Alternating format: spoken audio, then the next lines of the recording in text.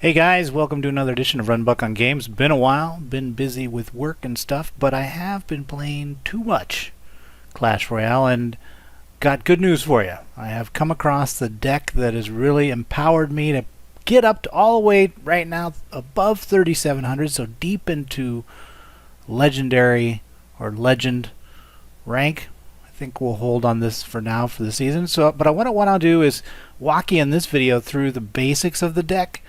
And then kind of go beyond that. So let's take a look at the deck. You can see it here. This is the recent set of wins that I had. It's an ultralight hog freeze deck.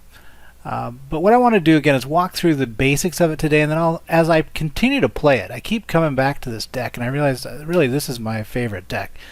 And as I continue to play it, my goal would be to begin to build. You know how they see those ultimate guides.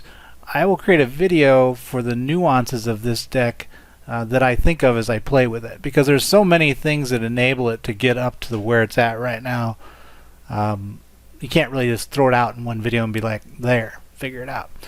But anyway, let's take a look at some live attacks, and I'll kind of talk through some of the keys. Maybe this one first. This one's got my all-time high, so let's take a look at it. He's running Miner and Princess and the Wizard, so nothing too exciting with his mix. With the Miner, one of the things you got to be thinking about is once you see it, you want to make sure that you hold the card, the Goblin and or Barbarian card. You're always holding the Barbarian card, but in the case of a Miner player like this guy, the Goblins are a lot better counter because you can drop them a lot quicker, and I think they do a lot more damage. So you'll see I vary between the Goblins and the Barbarians in countering, but that's really the biggest key against these guys. And with winning up at this level, it's really not about how you're going to score your points, because it's pretty typical that both sides will score, one tower. I think the thing about winning up here is more about how well you defend than anything, and then off that defense that your troops survive and move forward, which is what I call rubber banding. So there's one. Let's take a look at another as we continue through the basics of the deck. Those were interclan fights. We don't want to show you those. Let's take a look at Nicole's attack. Now that's not as much of a standard mix there. You see she's running P.E.K.K.A. with Witch and Knight, so I'm going to actually skip that one. That's not something you see a lot of. Got another Miner Hog P.E.K.K.A. play here. I guess let's take a look at Nicole for fun. Speed it up. I want to show a couple that are like Royal Giant and Sparky though. So the big thing here that you'll be seeing that I'm doing is I'm going to probably be typically counter-attacking off the off her push and trying to drive through. So see there, those Goblins do a little bit of damage and then push through. A lot of single hog action. And I'm using the Barbarians only when it's obviously a last-ditch situation. Like you saw that P.E.K.K.A. was getting close to the tower, so at that point I dropped the P.E.K.K.A. or I dropped the Barbarians to provide that insulation barrier.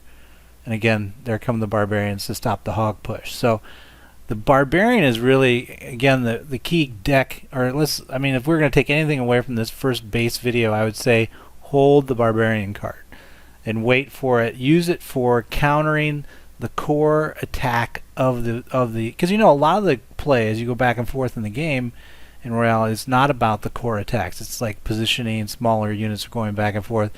And then there's a building to a crescendo that they actually then send the combination of cards they think are going to really get you. And that's where, in this case, this deck needs the Barbarian card. Now, this deck is very weak to air, but the meta right now is really not much of air. You really don't see air very often, and it makes it so strong against non-air that, take the loss on the air side. Your win percentage overall will be really good. So for those of you that noticed, it's kind of a little ground heavy. It's true. So you can see here, like here's a defeat against the Lava Hound. and minions, and we don't even need to show it, but I mean, there's just nothing in my deck that can really deal with that Lava Hound. but I accept it because I only see lava hounds. Let's take a look. Did we ever have a lava hound in history for that? See what I mean? None. So that's why I don't think really building decks for anti-air right now is critical. I think, it's staying with more of a ground-based deck. That's why this deck originally was built with Minion Horde instead of Barbarians, and I toggled out to Barbarians to really deal with the meta, which is really a ground-based attack with Sparky and Royal Giants. So let's take now that we're talking about it, let's take a look at one. Here's a guy, Hoyles. He's been up to 3854 with this, or some version of this. Let's take a gander. Speed it up. Hoyles is a happy guy. So at the beginning, I'll pause, because this will be my last one, so I'll pause a little bit more. But at the beginning of the attacks, what I'm doing, as you see here, is I'm really waiting to see, because I don't know he has Sparky at this point. I'm just holding the cards, and then we get a little minor action. Probably I'll switch to Goblin. No. So at that point, I felt I had to drop the Barbarian because the minor was too close to the tower. So I pushed the panic button. And it actually, see how this is going to cause me a little bit of pain, I think. This is not typically what I would do, but I use my freeze instead. So Barbarian and freeze are my biggest defense against the Royal Giant. You need something that can burn it down. And see how that nicely rebounds through. And you'll find that if you can stop a Royal Giant Sparky push at the bridge, you'll typically get a lot of damage off the rebound as your troops survive, burn through what's there, and move in. Because the other team is so densely compacted. I mean, you've got this nice arc here. They're usually right in here. They're going to take a lot more damage than you. You should have something that pushes through. So there they go. Continuing on, a little bit of aerial warfare going.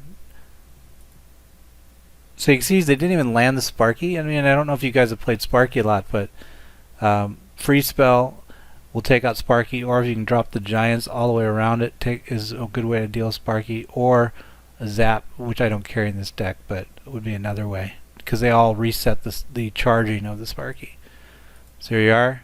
Here's my typical response to the Giant is you freeze, and you have to have in your hand the Barbarian ready to be deployed, because he can survive the damage being dealt. So there they go.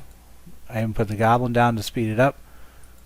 Minor comes up. We deal with him with the Spear Goblins. Again, freeze. Taking a little bit of damage. I went with that. Taking a lot of damage. Ow. So I don't know why I didn't push through there with the Barbarians versus going with the arrows. I think what I had decided at that point was I was going to lose the tower anyway, so I wanted to basically take advantage of the troops here moving into the main tower, the King's Tower, and nicking it up a little bit, but using that time to push into the other side. Let's see if that's what happens. Yep. So see how that by doing that, they had really overcommitted to this side, and then a small group of goblins we can let the Royal Giant ding away at the King Tower. It's got so much health. He'd overcommitted at that point, and bang, we take out the two, and the game's over. Right? So sometimes you got to be like, I don't care. I'm going to let you take that tower. I know you're going to get it because it gives me advantage in the off lane, and I'm going to take that off lane, and when the time's out, we're going to have two, and you're going to have one.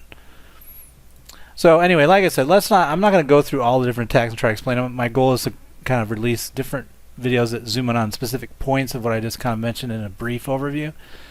But as you play this deck, I think as you begin to use it, the first thing I would be practicing is hold the Barbarian card.